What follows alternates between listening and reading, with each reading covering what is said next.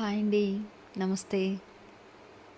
ఎదుటివారికి నువ్వు దారి చూపకున్నా పర్వాలేదు, కానీ ఎదుటివారి దారిని నాశనం చేయాలని మాత్రం ప్రయత్నించకూడదు.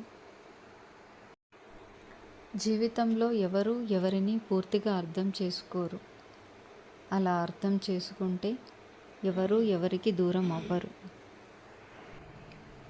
కష్టంగా ఉన్నా సరే ఒంటరితనమే మంచిది. ఎందుకంటే బాధ పెట్టేవారు ఎవరు ఉండరు. మన కోసం ఒకరు బాధపడాల్సిన అవసరమూ ఉండదు. కష్టం అనేది లేకపోతే సుఖానికి విలువ లేదు. కోపం అనేది లేకపోతే ప్రేమకు విలువ లేదు. మనమంటే విలువలేని వాళ్ళ దగ్గరకు వెళ్ళి పదే పదే అవమానపడే బదులు కొన్ని బంధాలను వదిలించుకోవడమే మంచిది.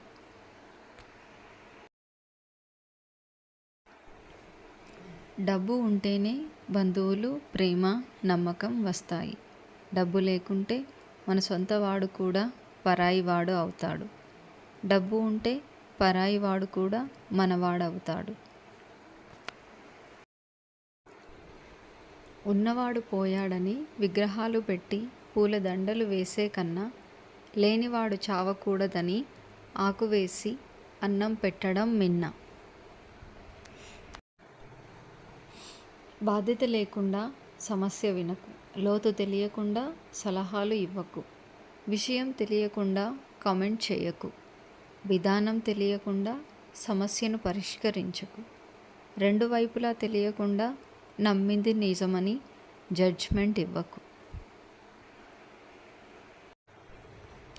భయపడుతూ కూర్చుంటే బతకలేవు. తప్పు ఒప్పు ఒక అడుగు ముందుకు వేసి చూడు. గెలుపైతే నిన్ను ముందుకు తీసుకొని వెళ్తుంది.